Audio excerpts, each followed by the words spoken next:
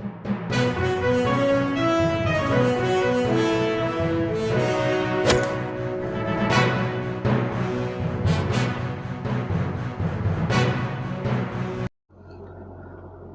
باللہ من الشیطان اللعین الرجیم بسم اللہ الرحمن الرحیم ان اللہ وملائکتہ یصلون علی النبی یا ایہا الذین آمنوا صلوا علیہ وسلموا تسلیما اللہم صلی علی محمد وآل محمد وعجل فرجا وشنا معہم وزدنا محبتا۔ محترم ناظرین السلام علیکم۔ ہم واقعی شکر گزار ہیں SNN چینل کے کہ بہت کیا کہنا چاہیے کہ بہت بڑا کام ماشاءاللہ یہ کر رہے ہیں۔ اس طرح علماء کو اکٹھا کرنا، پھر ان سے دروس حاصل کرنا اور لوگوں تک پہنچانا بہت بڑا کام ہے۔ امام زمانہ اس کاوش کو، اس محنت کو قبول کریں انشاءاللہ۔ تو میری گفتگو رمضان کے حوالے سے چل رہی تھی۔ تربیت اولاد مجھے ٹاپک دیا گیا تھا اور اسی پہ بات چیت چل رہی تھی۔ پچھلے ایپیسوڈ میں بھی، پچھلے درس میں بھی میں نے اسی پہ زور دیا ہے۔ عزیزان محترم، یاد رکھیے گا کہ رمضان ایک اللہ کی طرف سے ایک ورکشاپ ہے، اصلاح نفس کرنے کا ایک ورکشاپ۔ 11 مہینے ہم اپنی زندگی میں بزی رہتے ہیں، دوڑ دھوپ میں مصروف رہتے ہیں، بھاگ دوڑ میں لگے رہتے ہیں۔ اللہ چاہتا ہے یہ 1 مہینہ ہم اپنی مصروفیتوں کے ساتھ ساتھ اللہ کے لیے کچھ نہ کچھ کریں۔ اور الحمدللہ آج اویئرنیس آیا ہے، ایک شعور پیدا ہوا ہے، نوجوان بھی کچھ نہ کچھ کرنا چاہتے ہیں۔ میرا آج کا ایک شارٹ میسیج ہے ان تک کے لیے، وہ یہ ہے کہ یہ رمضان کا مہینہ رائیگاں نہ کریں۔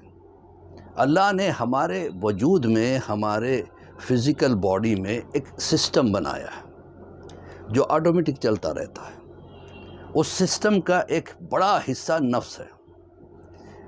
یہ جو سسٹم ہے، اس میں نفس جو کام کرتا ہے، 2 طرح کے بہت اہم کام ہیں۔ ایک ہے نفس امارہ، جو انسان کو گناہوں کی طرف راغب کرتا ہے، گناہوں کی طرف کھینچتا ہے اور گناہ کی دعوت دیتا ہے۔ اور جس کا نفس امارہ سٹرونگ ہوتا ہے وہ گناہ کر لیتا ہے۔ وہ یہ نہیں دیکھتا ہے کہ یہ دن ہے یا رات ہے، پبلک ہے یا پرائیویٹ پلیس ہے۔ جتنا گناہ میں وہ ملوث ہوتا جاتا ہے، اتنا ہی اس میں سے شرم حیا ختم ہو جاتی ہے اور بے جھجک وہ گناہ کرنے لگتا ہے۔ وہ ہے نفس امارہ کا شکار۔ اور شیطان کو یہ نفس بڑا پسند ہے اور وہ اس نفس کا عاشق ہے کہ اس کا کام اس سے آسان ہو جاتا ہے۔ دوسرا نفس ہے نفس لوامہ۔ یہ انسان کے لیے بہت بڑی عطا ہے پروردگار کی کہ اس نے نفس لوامہ دیا، ورنہ پتہ نہیں ہمارا کیا ہوتا۔ نفس لوامہ کیا کرتا ہے؟ انسان جب گناہ کی طرف بڑھتا ہے تو اس کو ملامت کرتا ہے، کیا ہو گیا تجھے؟ یہ کیا کرنے جا رہا ہے؟ یہ تجھے زیب نہیں دیتا، یہ غلط چیز ہے، یہ گناہ ہے۔ یہ احساس جو ہے نا، نفس لوامہ کی وجہ سے۔ اور احساس بہت بڑی نعمت کا نام ہے، پروردگار عالم کی طرف سے ایک بہت بڑی نعمت ہے احساس ہے، گناہ۔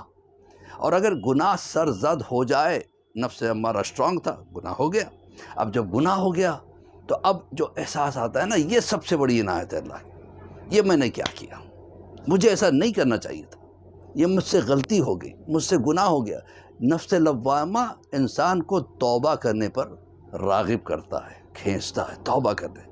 تیرا پروردگار بہت عظیم ہے، تیرا مالک بہت بڑا ہے، تجھ سے گناہ ہوا کوئی بات نہیں، لیکن وہ 70 ماؤں کی محبت رکھتا ہے، لہٰذا توبہ کر لے، وہ تجھے بخش دے گا۔ تو فوراً انسان توبہ کرتا ہے۔ تو شیطان اپنا سر پیٹنے لگتا ہے کہ میرا سارے کیے کرائے پہ جو ہے نا، اس نے پانی پھیر دیا، اس نے نفس لوامہ کو سٹرونگ بنا دیا۔ شیطان کی کوشش یہ رہتی ہے کہ نفس لوامہ کو جو ہے نا کمزور کرے، تاکہ انسان سے گناہ پہ گناہ ہوتے رہے۔ اور جب انسان کو احساس ہوتا ہے اور وہ توبہ کرنے پہ راغب ہوتا ہے، تو اس وقت شیطان 2 طرح کے حملے کرتا ہے۔ پہلا حملہ یہ ہے کہ وہ گناہ کو نیکی بنا کے پیش کرنے کی کوشش کرتا ہے۔ ارے یہ گناہ تھوڑی ہے، تم نے تو اس کو پیسے دیے ہیں، مالی امداد دی ہے، غربت پہ زندگی تھی، تمہاری وجہ سے 2 وقت کی روٹی اس کو مل جائے گی، بچوں کو کھلا لے گا، لہٰذا تم نے کوئی گناہ نہیں کیا، یہ صحیح ہے، کچھ نہیں ہے، کچھ نہیں ہے۔ اللہ تو ویسے بھی معاف کرنے والا ہے، وہ معاف کر دے گا، تمہیں توبہ کرنے کی بھی کیا ضرورت ہے؟ کیا ماں باپ جو خدا 70 ماؤں جیسی محبت رکھتا ہے، جب ایک ماں ہی جب ناراض ہو جاتی ہے تھوڑی دیر کے بعد معاف کر دیتے تو کیا اللہ معاف نہیں کر؟ یہ چیزیں ہیں نا، یہ شیطان کا حملہ ہے، پہلا حملہ۔ پھر دوسرا حملہ یہ ہوتا ہے، جب پہلے حملے کا انسان شکار ہو جائے تو دوسرا حملہ یہ ہوتا ہے، وہ کثرت گناہ کرواتا ہے، بار بار گناہ کرواتا ہے، بار بار گناہ کراتا ہے، تاکہ احساس گناہ مر جائے۔ احساس گناہ اگر مر جائے انسان کا تو پھر انسان کی تباہی اور تباہی ہی ہے۔ آپ کو کیسے میں سمجھاؤں؟